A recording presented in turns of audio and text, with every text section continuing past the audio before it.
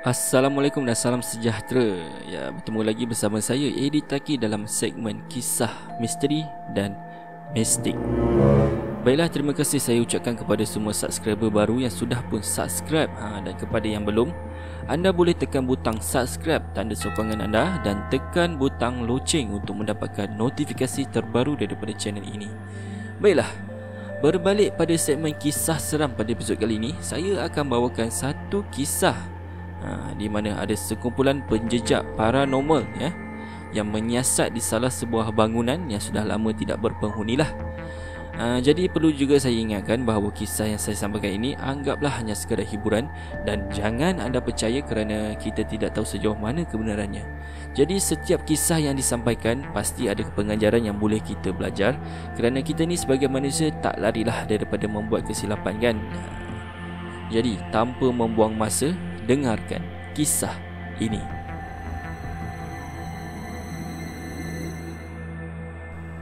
Baiklah, kisah ni dikongsikan oleh Zack yang merupakan salah seorang ahli penjejak paranormal yang ditubuhkan pada awal tahun 2011. Di mana saya sendiri yang approach beliau, yang saya jumpa di salah sebuah grup di Facebook. Assalamualaikum dan salam sejahtera diucapkan pada Eddie dan pada para pendengar semua. Waalaikumsalam. Di sini saya ingin berkongsikan salah satu pengalaman seram saya ketika saya bergiat aktif mengikuti kumpulan penjejak paranormal. Rata-rata ahlinya berasal dari Shah Alam, termasuklah saya sendiri.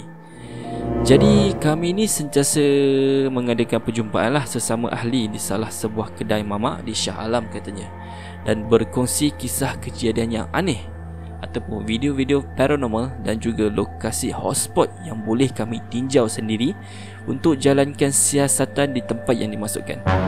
Ahli kumpulan kami ni tidaklah seramai mana. Termasuk saya, jumlah ahli kumpulan kami ada dalam 17 orang. Tapi tak semua yang akan datang lah. Yang datang pun mungkin dalam 7-8 orang, atas disebabkan kerja ataupun komitmen pada keluarga masing-masing. Tapi waktu tu grup BBM kami ni memang aktif lah. Saya ingat lagi Pada siapa yang tak tahu, BBM ni ialah BlackBerry Messenger, di mana pengguna telefon BlackBerry sajalah yang boleh gunakan. Dia macam WhatsApp lah, tapi waktu tu WhatsApp belum lagi popular. Tak macam sekarang lah pada hari ni. Setahu saja ramai orang masih gunakan text message lah pada waktu tu, 2011 2011 je lah. Mungkin ramai lagi yang gunakan text messages lah. Baiklah, pada satu hari tu, ketika kami adakan sesi perjumpaan di salah satu rangkaian fast food restoran di Seksyen 13 Shah Alam pada pukul 6 petang, Adam, yang saya gunakan nama samaran, merupakan founder grup kami, membentangkan satu lokasi serta sejarahnya lah di salah sebuah bangunan yang terbiar di Bukit Raja Kelang. Banyak sejarah yang dikongsikan dari bermulanya projek pembinaan sampailah bangunan tu terpaksa dikosongkan. Jadi jarak perjalanan kami, jika kami ingin ke lokasi, hanya mengambil masa dalam 10 hingga 15 minit sahaja. Jadi ada di antara kami yang menyuarakan pendapat untuk menjalankan penyiasatan paranormal di tempat yang dimaksudkan. Jadi setelah berbincang, kami perlu balik ke rumah masing-masing lah untuk bersedia dengan peralatan seperti lampu suluh, kamera dan sebagainya. Dan kami akan berkumpul semula di restoran yang saya nyatakan tadi dan bergerak ke sana dalam satu kumpulan. Tapi apa yang pasti, cuma 5 orang sahaja yang berkumpul dan kami pun meneruskan perjalanan dengan hanya menaiki satu kereta sajalah. Sampai saja di lokasi, para pendengar semua, dengan hanya melihat bangunan itu je dah boleh menyebabkan bulu roma saya meremang.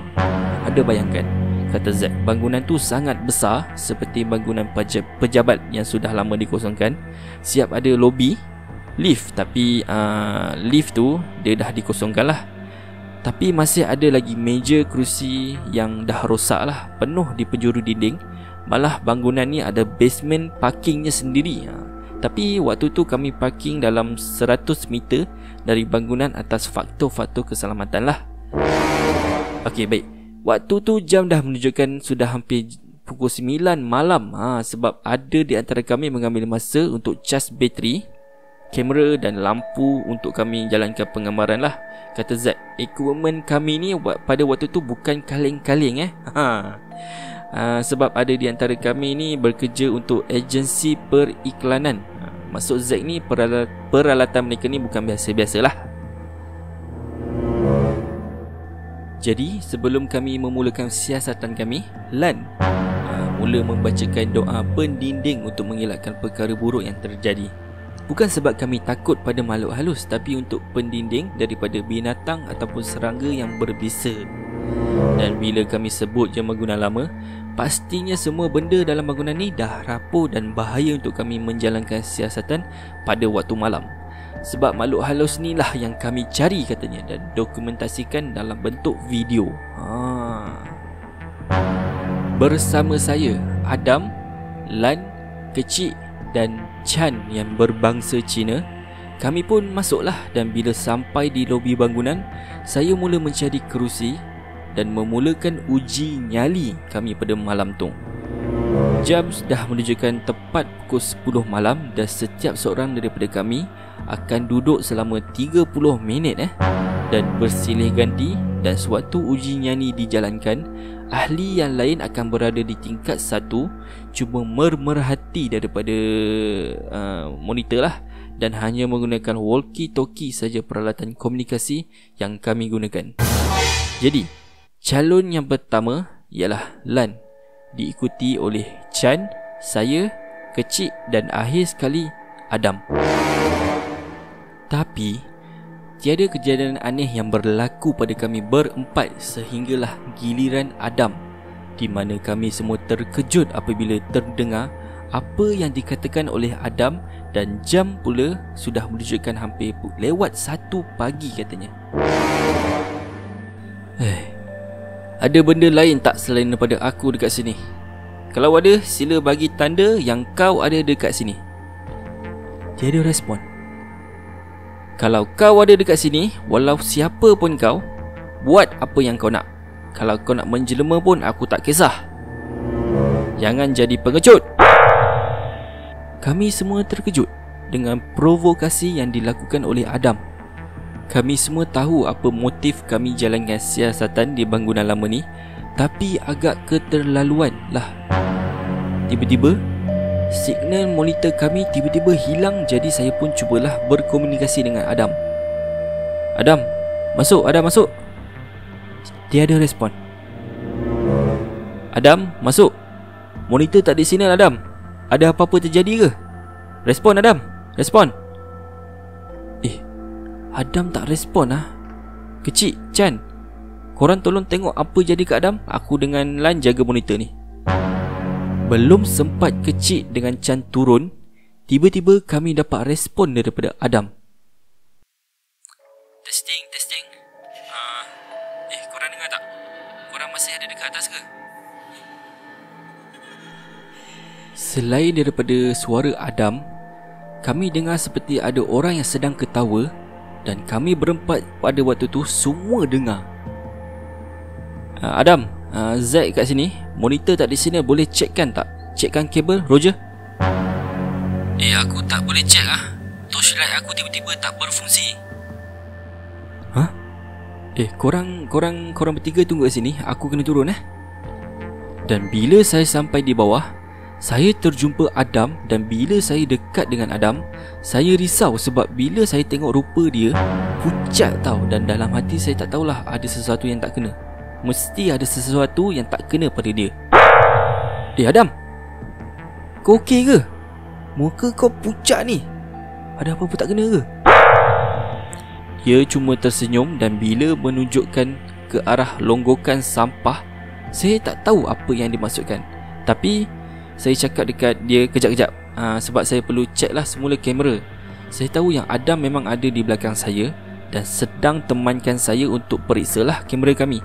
Dan saya terdengar ada bunyi air menitik dan ada bau busuk yang datang secara tiba-tiba. Zack! Tu suara Chan. Korang semua ni turun kenapa?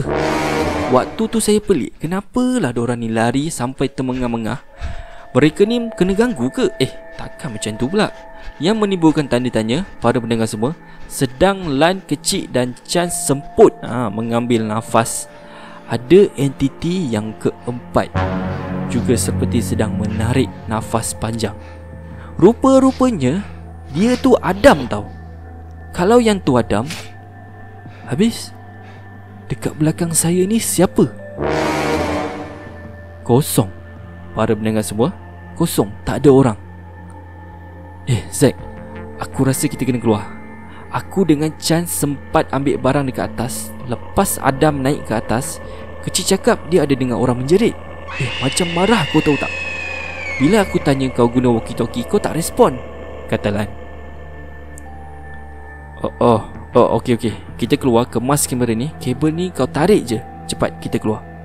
Dan bila kami keluar daripada bangunan, alangkah terkejutnya kami semua.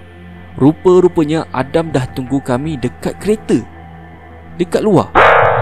Dan bila saya tanya Adam sejak bila dia ada dekat situ, dia kata masa dia tengah duduk di kerusi uji nyali, katanya dia tak sedap badan lah.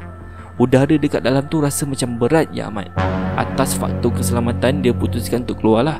Tapi dia tak sempat nak beritahu kami, kata Adam. Chan, walkie-talkie kita mana? Aku tak pegang, tadi yang kemas Adam. Apa yang kau merepek ni? Aku dah keluar lah. Walkie-talkie aku tercicir masa aku nak keluar tadi. Dah, walkie-talkie tu aku punya, tak apa. Pagi nanti aku datang balik, biar aku cari sendiri. Jadi kami semua pun pulang dan alhamdulillah tiada kejadian yang aneh sehinggalah kami berkumpul semula pada petang tu. Adam menceritakan walkie-talkie miliknya berterabur di sekitar kerusi yang mereka gunakan untuk uji nyali pada malam tu, dan 2 daripada 4 walkie-talkienya rosak dan keadaan dalam bangunan tu makin bersepah. Kata Chan pula, kamera miliknya yang digunakan untuk mengambil gambar lah. Chan yakin yang malam tu banyak gambar yang diambil, tapi apabila dia periksa semula, kesemuanya ada 37 gambar yang diambil. Tapi apa yang membuatkan tanda tanya, di mana dari gambar 0001 hingga 0043, tapi jumlah gambar yang ada cuma 37 dan 6 daripada 43 jumlah fail hilang. Kata Zack, inilah apa yang berlaku ketika Zack turun untuk periksa keadaan Adam dan kamera. Sebaik saja Lan kecil dan Chan nampak Zack pergi ke arah tangga untuk turunlah. Pada masa yang sama, Adam naik ke atas menggunakan tangga yang sama. Tapi yang membuatkan mereka pelik, Zack tak tegur pun Adam. Dan pada waktu tu Adam cuma duduk memandang monitor yang tak ada signal. Tiba-tiba mereka semua terdengar seperti ada seseorang yang menjerit. Jadi mereka ingat ada sesuatu yang berlakulah pada Zack, dan mereka pun bergegas turun. Zack juga ada bertanyakan pada Adam tentang provokasi yang dibuat oleh Adam. Dan ya, memang betul dia ada buat. Dan pada waktu tu, itulah walkie-talkie-nya terjatuh, terasa macam ada sesuatu yang memukul tangannya. Katanya perkara tersebut membuatkan dia bertambah semangat untuk menyiasat dengan lebih lanjut. Tapi keadaan badannya seperti tidak selesa dan memutuskan untuk keluar atas faktor kesihatan dan keselamatan.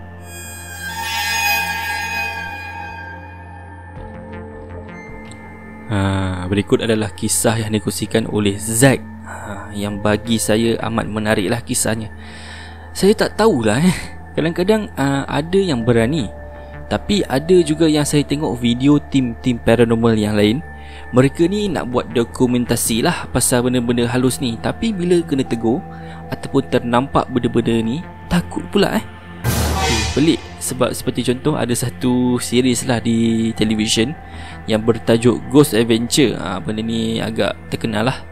Jadi provoke benda tu siap marah-marah lagi Tapi bila ada benda pelik yang terjadi, mulalah mereka ni menjerit lah, kadang-kadang lari daripada lokasi. Tapi nak fikirkan balik, yelah, kita ni pun manusia, perasaan takut tu masih ada kan. Tapi itulah, macam mana berani pun kita, keselamatan harus diutamakan. Baiklah, jadi episod kali ni tamat di sini saja. Jadi terima kasih kepada semua yang sudi dengar episod yang saya bawakan pada kali ini. Dan jangan lupa subscribe untuk menyokong channel ni. Dan jika anda ingin berkongsi kisah anda seperti apa yang dibuat oleh Zack, di mana saya akan ketengahkan dalam channel ni juga, boleh hantarkan ke email editaki@gmail.com. Dan boleh juga DM di Facebook page saya iaitu Editaki. Jadi dengan ini sekian saja daripada saya. Stay safe Malaysian, Singaporean ataupun di mana saja anda berada disebabkan wabak COVID-19 ni belum lagi beransur pulih. Semoga wabak COVID-19 ni dapat dibendung. Jadi kita bertemu lagi di episod yang akan datang. Assalamualaikum dan bye-bye. Stay safe dan stay at home.